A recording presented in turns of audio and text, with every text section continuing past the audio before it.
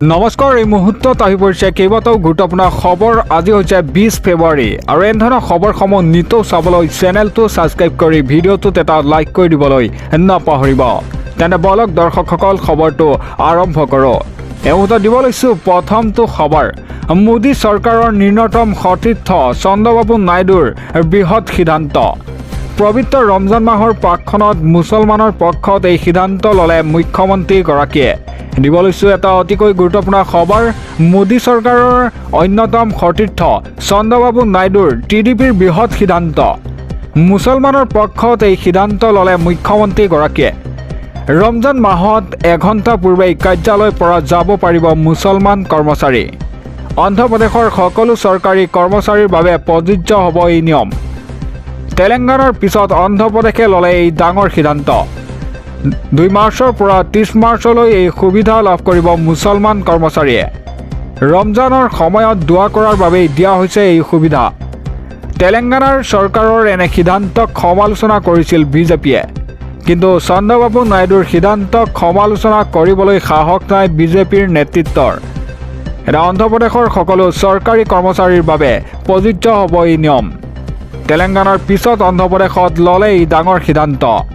2 মাৰ্চৰ পৰা 30 মাৰ্চলৈ এই সুবিধা লাভ কৰিব মুছলমান সমাজে।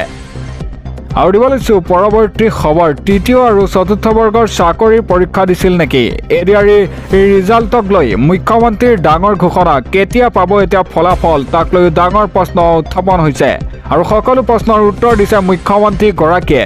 দিব লৈছোঁ এটা অতিকৈ ডাঙৰ খবৰ। এডিআৰই ফলাফলৰ সন্দৰ্ভত মুখ্যমন্ত্ৰীৰ ডাঙৰ ঘোষণা। মাৰ্চ মাহত 7 তাৰিখৰ আগতেই ঘোষণা হ'ব এতিয়া এডিআৰই ৰিজাল্ট।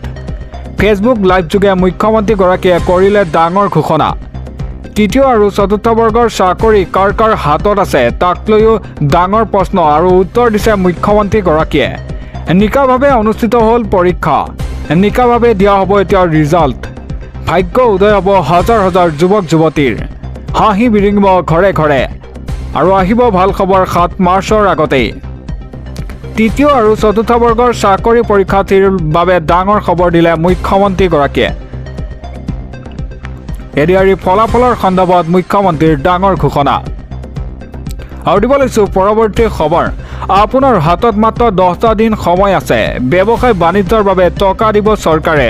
ৰাজ্যৰ লাখ লাখ যুৱক যুৱতীৰ বাবে ডাঙৰ খবৰ দিলে মুখ্যমন্ত্ৰী ডক্টৰ হিমন্ত বিশ্ব শৰ্মাই। দিব লৈছোঁ এটা অতিকৈ গুৰুত্বপূৰ্ণ খবৰ।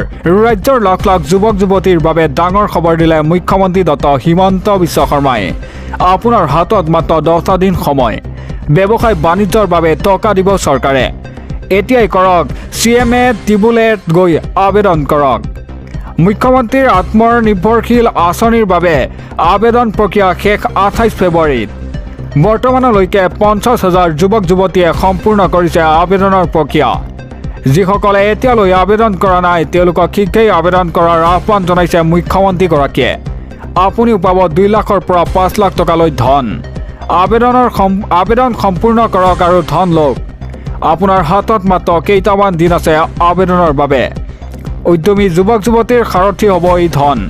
তেওঁলোকে আৰম্ভ কৰিব পাৰিব নিজা ব্যৱসায়। এটা 2 পৰা 5 লাখ টকালৈ ৰাজসাহায্য ধন পাব ব্যৱসায় বাণিজ্য লোকে। এটা আবেদন কৰিবলৈ লগ ইন কৰক cmatibule.assam.gov.in পৰ্টেলত। এটা ছাবমিট ইউৰ এপ্লিকেশ্যনত ক্লিক কৰক।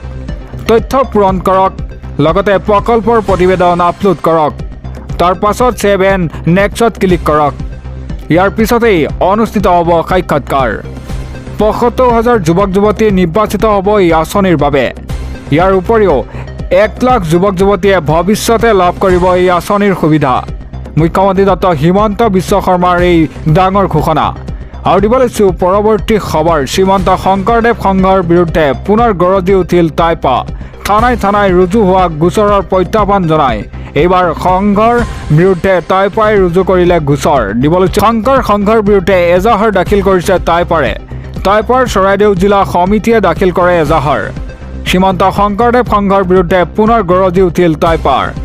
নিজকে বহুত উচ্চ বুলি ভাবে শংকৰ সংঘই। ভুল আমি কৰা নাই, বাৰে বাৰে ভুল কৰি আহিছে শংকৰ সংঘই। আহোমক কৰা আঘাত কোনো কাৰণতেই মানি লোৱা নহ'ব বুলিও মন্তব্য কৰে টাইপাৰে। এতিয়া সংবাদমেল পাতি শংকৰ সংঘৰ বিৰুদ্ধে বিস্ফোৰণ টাইপাৰ। নিজকে বহুত উচ্চ বুলি ভাবে শংকৰ সংঘই। আমি ভুল কৰা নাই, বাৰে বাৰে ভুল কৰি আহিছে শংকৰ সংঘই। আহোমক কৰা আঘাত কোনো কাৰণতেই আমি মানি লোৱা নহ'ব বুলিও মন্তব্য কৰে টাইপাৰে। সংবাদমেল পাতি শংকৰ সংঘৰ বিৰুদ্ধে বিস্ফোৰণ এতিয়াও টাইপাৰ। শংকৰ সংঘৰ বিৰুদ্ধে এজাহাৰ দাখিল কৰিছে টাইপাৰে। এটা টাইপাৰ চৰাইদেউ জিলা সমিতিয়ে দাখিল কৰে এজাহাৰ। আৰু দিব লৈছোঁ পৰৱৰ্তী খবৰ। বঙাইগাঁৱৰ কিষাণ বজাৰত শুকাব ঘটনা, অচিনাক্ত বাহনৰ ভয়ংকৰ কাণ্ড। দুইজন লোকৰ সৈতে এতিয়া শুকাব ঘটনা। দিব লৈছোঁ বঙাইগাঁৱৰ কিষাণ বজাৰত শুকাব ঘটনা। অচিনাক্ত বাহনৰ খুন্দাত থিতাতেই নিহত হয় দুজনকৈ লোক।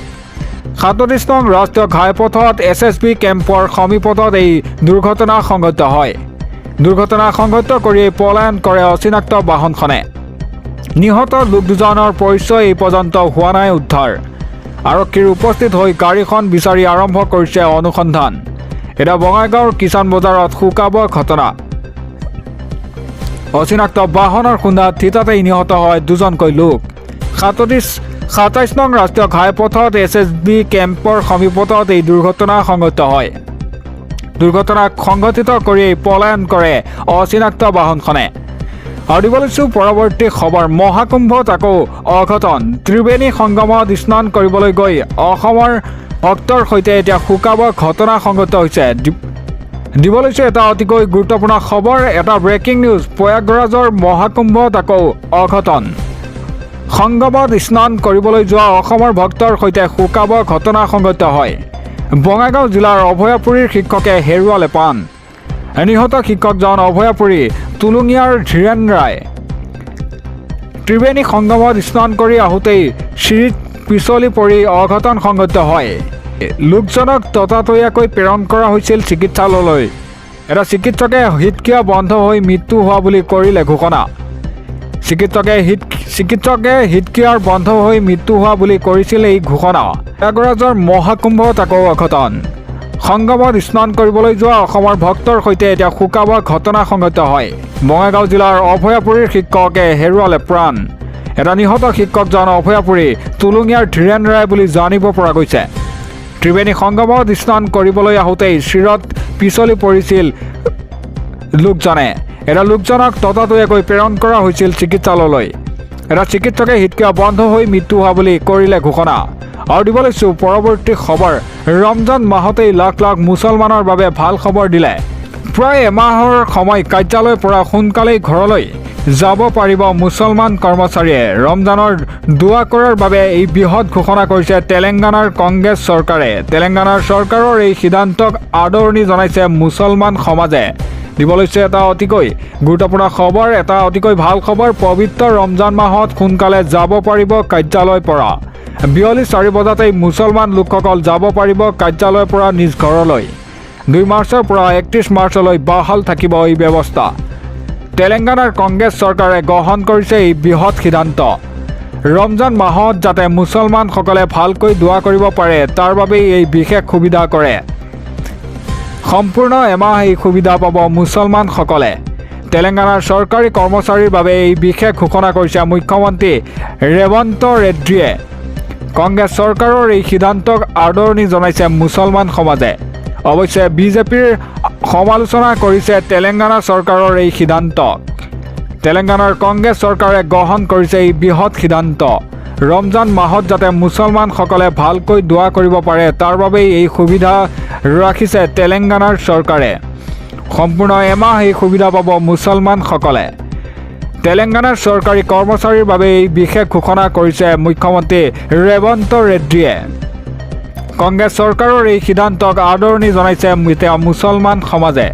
আৰু দিব লৈছোঁ পৰৱৰ্তী খবৰ। কোকৰাঝাৰৰ বাজেট অধিৱেশনত মুখ্যমন্ত্ৰী ডক্টৰ হিমন্ত বিশ্ব শৰ্মাৰ 10টা ডাঙৰ ঘোষণা। BTRৰ বাবে চৰকাৰে আনিলে কেইবাটাও ভাল খবৰ। দিব লৈছোঁ এটা অতিকৈ গুৰুত্বপূৰ্ণ খবৰ। কোকৰাঝাৰৰ বাজেট অধিৱেশনত চৰকাৰৰ ডাঙৰ পদক্ষেপ। BTRৰ বাবে চৰকাৰে আনিলে কেইবাটাও ডাঙৰ খবৰ। 2027ত ওদালগুৰিত এখন চিকিৎসা মহাবিদ্যালয় স্থাপন কৰা হ'ব।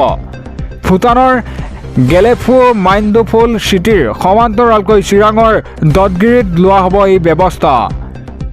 BTRৰ উন্নয়নৰ বাবে 500 কোটি টকা, লগতে BTR পথ নিৰ্মাণৰ বাবে বৃহৎ পেকেজো সিদ্ধান্ত কৰে।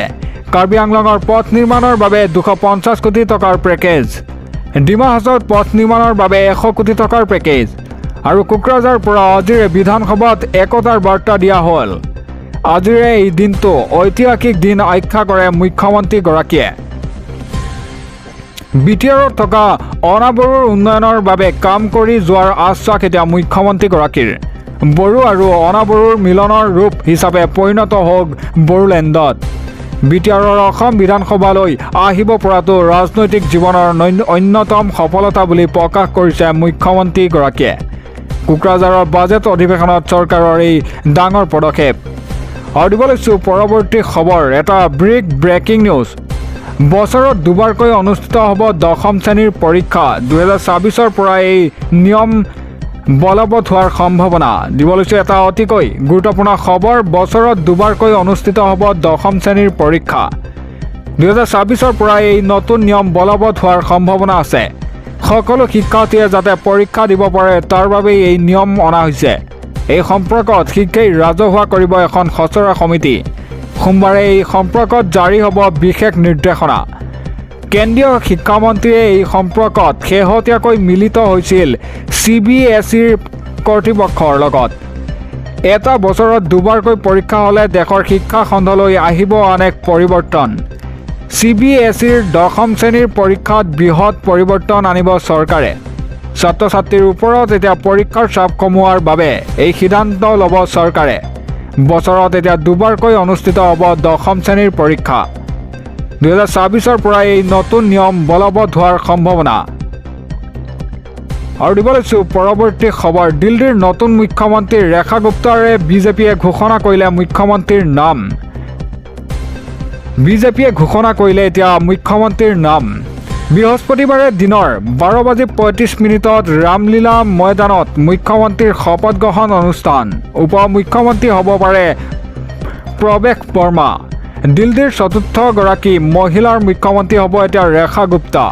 BJPৰ গুপ্তাৰ হ'ব বিজেন্দ্ৰ গুপ্তাৰ হ'ব পাৰে বিধানসভাৰ অধ্যক্ষ। মুখ্যমন্ত্ৰীৰ নাম ঘোষণাৰ পিছতেই BJP কৰ্মীৰ মাজত আনন্দ উল্লাস। দিল্লীৰ নতুন মুখ্যমন্ত্ৰী এতিয়া ৰেখা গুপ্তা।